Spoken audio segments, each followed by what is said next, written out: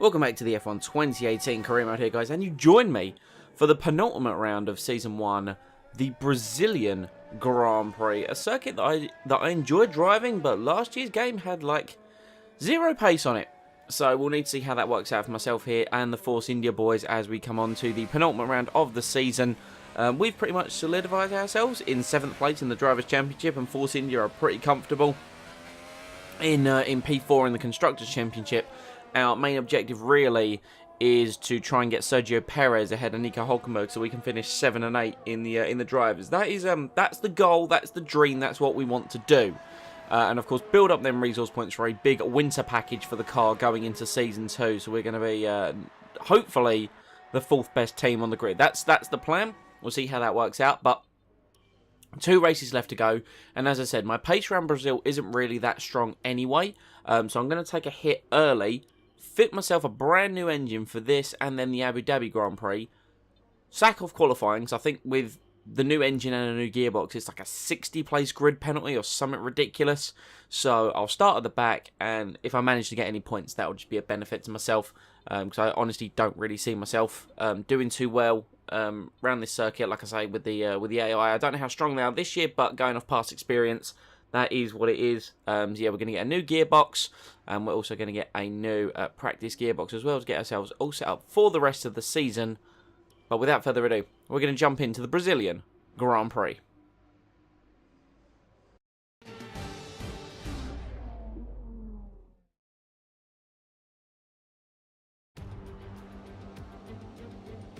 Where there's a will, well, there's a way. And nowhere has that fact been better demonstrated over the years than here at Interlagos. Remember Senna winning while fighting a gearbox that was jammed in 6th? 5 Drivers' Championship deciders in a row between 2005 and 2009. And of course, the passionate Brazilian fans packing the grandstands to capacity every year. And they're not about to stop now. Interlagos, always a very special race here in Brazil. It's a 2.7 mile circuit with 9 lefts and 6 rights for a total of 15 corners. But it's a wet one today, so grip and visibility will be at a premium. And the drivers will need to be careful coming up the hill in Sector 3, the scene of many an accident over the years.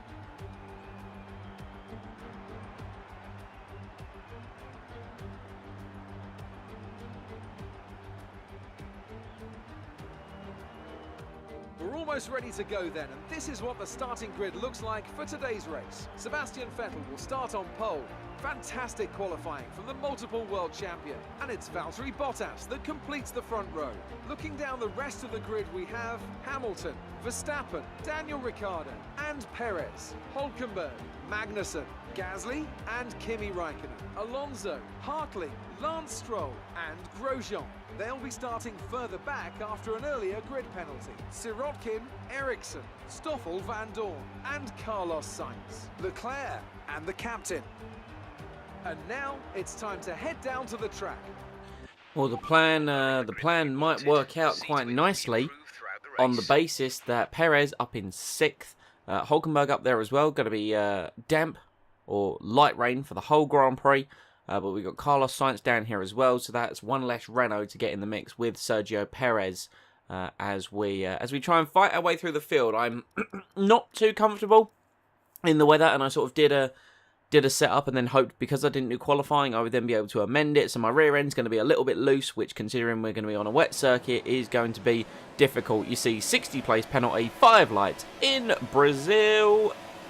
Long hole, but lights are out and away we go for the Brazilian Grand Prix. Charles Leclerc on my right, Carlos Sainz ahead of me, losing a bit of time there as we go up through the gears, but then everyone's going to be cautious. Double fire into turn 1, so we're going to just send it down the inside nice and cautious. Tiny bit of contact there with Marcus Ericsson. Give him the room. Ericsson understeers into the right-hand side pod of our car, and we're up into 16th place off the start.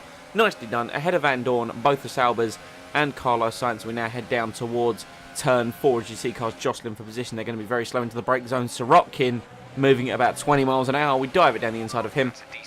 Up into 15th place, and we're now slotting behind Grosjean. There's already a small train forming behind the McLaren of Fernando Alonso in 11th place, as it looks like Raikkonen is cutting his way through the field. I know he's up to 10th already because he started quite low. Again, yellow flag, insect. That's it, we've made a little bit of contact with Lance Stroll as we were again just going down the inside. Check the front wing for damage. No, it looks like we are okay. One of the Saubers already out of the Grand Prix by the looks of things there. Oh no, they're just spun out. They have rejoined the circuit, but the AI very slow through Sector 2. And you can see on the traction what I was talking about, the rear end being very loose on acceleration there. But on to lap 2.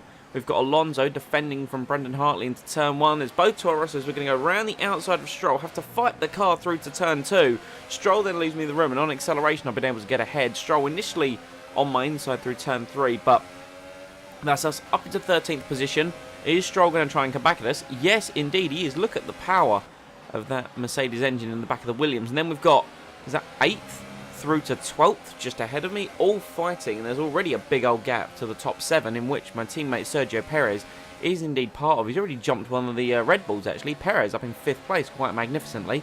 Can we make any more moves on the AI into Sector 2? You're damn right we can, because they're still moving very slow. Brendan Hartley left the door wide open, and we're going to jam our way through. Thank you very much. Up now into P12 with P11 Fernando Alonso just ahead of me, but I'm just wrestling the car through the corners as we make a big diving move on Alonso and Gasly once again. Two midfield guys leaving the door open as we were going through a corner, and they were travelling very slow into corner entry. Thank you very much. Up into P10 points already. And I will say the Brazilian Grand Prix circuit was very low, one of the lowest circuits all year on ERS burn. I was comfortably able to run it in high for the whole lap, and it wouldn't really make any inroads to my actual battery level. But a 20.8 at the end of lap 3. Raikkonen has moved up into 8th place. We're now trying to chase down Kevin Magnussen. Team radio.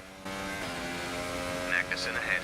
Okay, gap ahead is 2.5 seconds. You're losing around 3/10 a lap. They're on old Inters. Their tyres are 5 laps old. We think they've got 2 stops remaining. The time last lap was a 1 minute 20.3.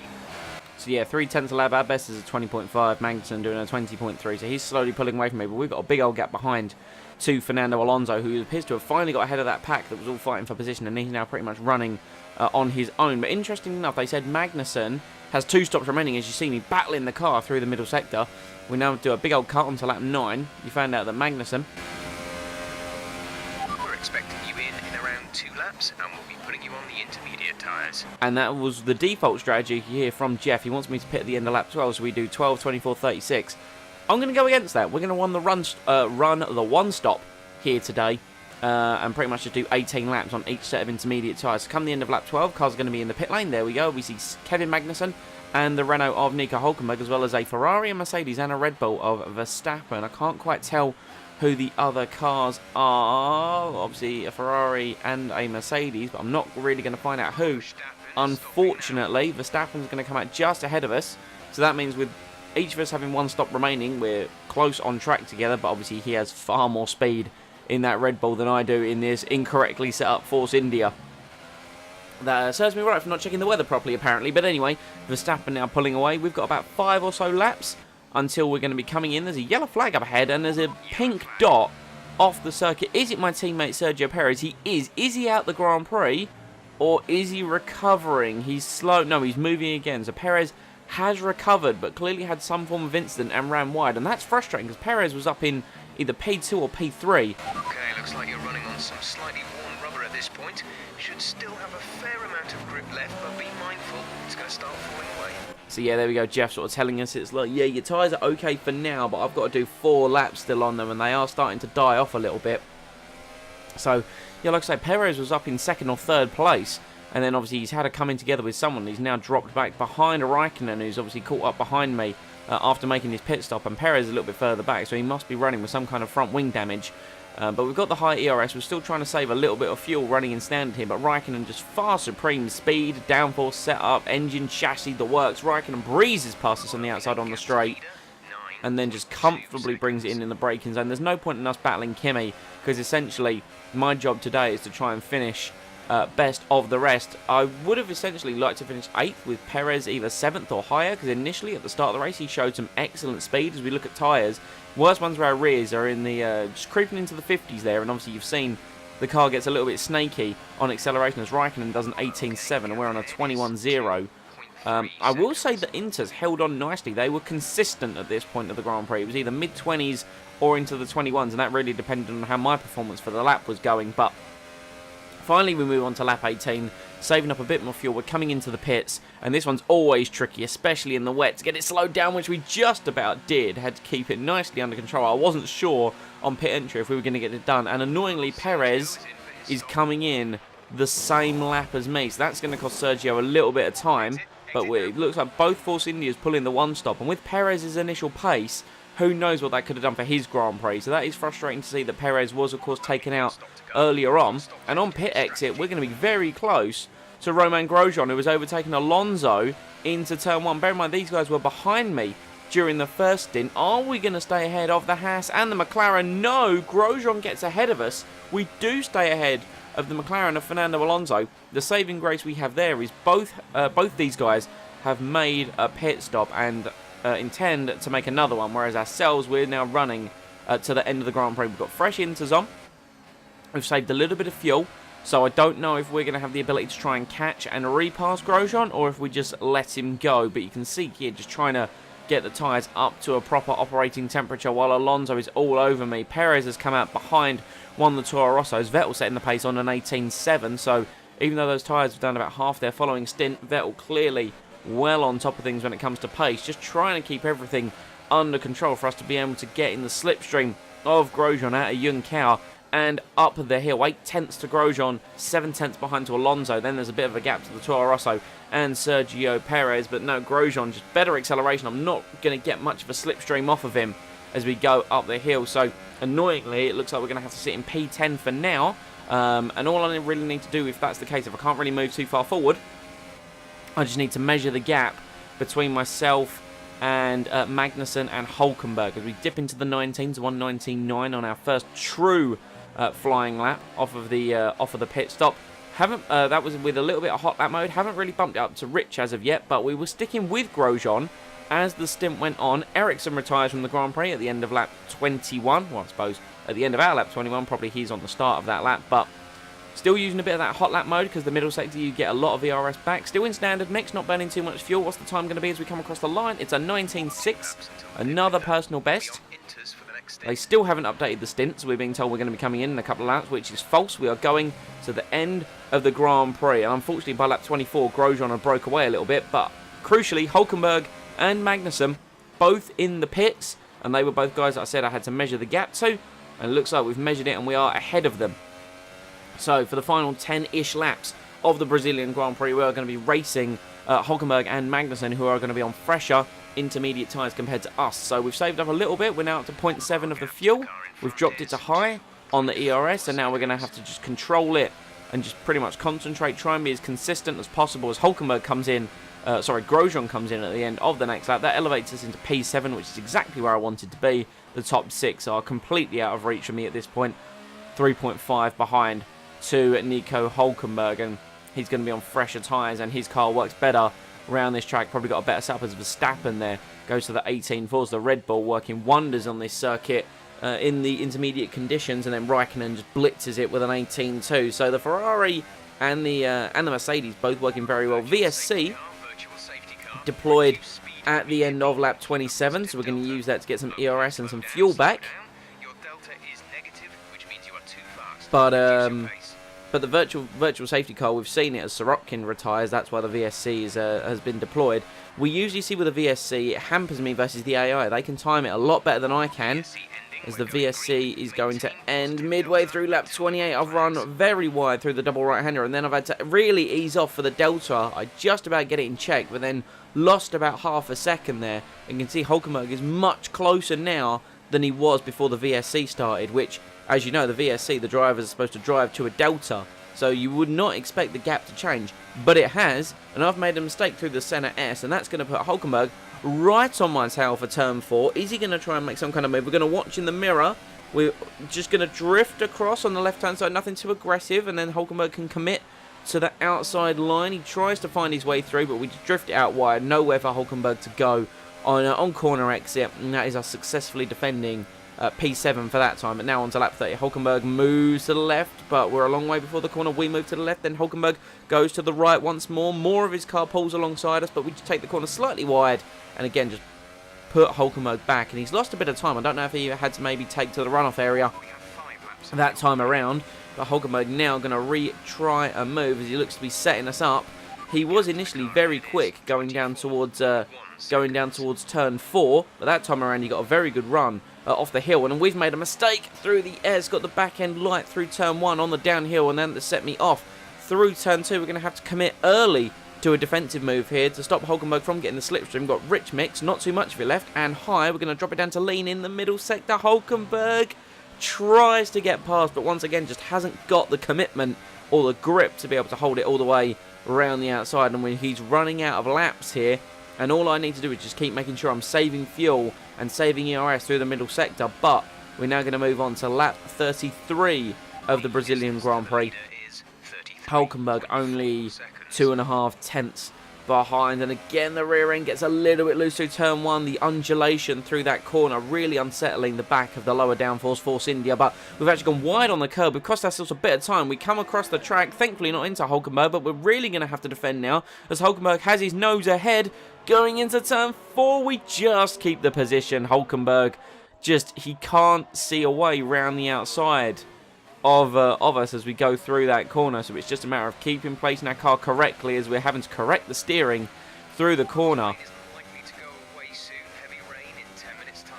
Apparently there's going to be heavy rain in 10 minutes according to Jeff, but that's fine. That should be long after the Grand Prix. We've made a mistake through Yun Cao, got on the curb for acceleration, and this could give Hulkenberg the opportunity he's been looking for, a much longer straight and a corner where it is possible to make a move around the outside and it is possible to dive to the inside. We go to the inside line to defend from Nico Hulkenberg. We're side by side with the Renault into turn 1. Can he make the move stick? He tries it around the outside, but we give him a little tap with the wheels to go, no, you are not coming through there, Nico. Our Mercedes power unit and our potentially fresh engine coming into factor there. My mistake of the acceleration, but we still have more top-end speed than the Renault does. So now we're coming on soon to the penultimate lap of the Grand Prix, and now Hulkenberg is getting to attack me through on the back straight up towards turn 1. Can he sit in the slipstream? Is he going to be able to make a big dive bomb? We're going to go defensive anyway into turn 1, brake early. Hulkenberg round the outside. Can he make the move stick? No, he just hasn't got the confidence and the downforce in that Renault to be able to stick a move around the outside in these wet conditions. In the dry maybe, but in the wet he can't do it, because then he might just slide into us in turn 2 and take us both out of the race. But we're having to defend again on the inside into turn 4. Hulkenberg with his best run yet holds the car around the outside on the apex, but so close. Hulkenberg, that was his best opportunity, but all we had to do was drift it, just open up the steering, drift slightly wide mid-corner, and that ruined his momentum. And that was it for Hulkenberg's defence. All we had to do was make sure we got a decent enough drive out of Yun Cao on lap 36. Lewis Hamilton, even though I never saw him set a fastest lap once, has won the Brazilian Grand Prix, and we're going to come home P7, a position that probably should have been Perez, but I'll take the additional points. That's the end of the race. We'll see you in Parc Fermé. So as I say that, we can see the drivers coming out now to collect their trophies. It's yet more silverware to take back to their base in Brackley after another excellent Grand Prix.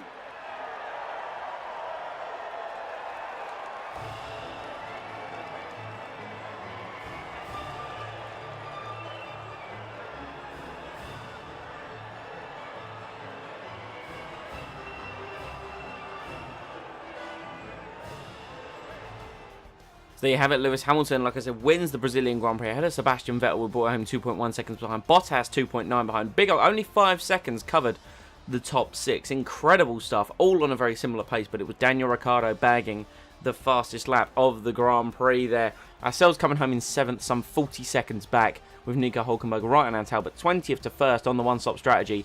Perez dropped to 9th after that incident he had during the first stint. It leads me to believe he was going to be on the one-stop as well as myself, and he had really strong pace versus the top runners in that first stint, so it leads me to believe, what could Perez have done on the one-stop? Could he have won this race? Who knows? Magnussen brings home a point for Haas and Grosjean in P11 there. Then Alonso dropped to 12. Hartley, Sainz, Stroll, Leclerc, Gasly, Van Dorn our finishes with Sorokin and Ericsson, the guys who did not finish.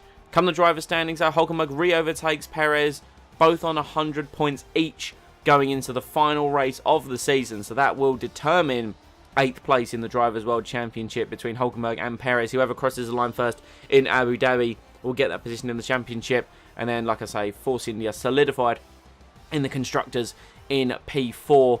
So not really much to do with us just there. We can ride that home. It's just about Perez as we now go on and have a chat with Claire. Good day today. Tell us about it from your perspective. It's safe to say you're smashing everyone's expectations, isn't it? I feel like this is a question we get far too often, but I will just, say that everyone's racing has been incredible. Did you struggle to get through all that traffic today?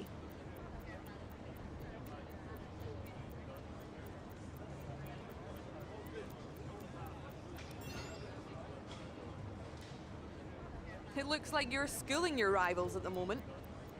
I mean, that would be an unfair judgment. He really, and this was more one for the sands, that's why he always calls me sir. I toss up between the answers, but yeah. The weather was miserable today, but do you feel this was an advantage for you? This one is one of those cases where the challenging conditions really separate, the good drivers and the great drivers, as we always saw with Rosberg. He always struggled in the rain. But yeah, I feel it was an unfair judgment of Perez in this race, because I feel as if he could have really done something special on the one stop with the sort of pace that he had.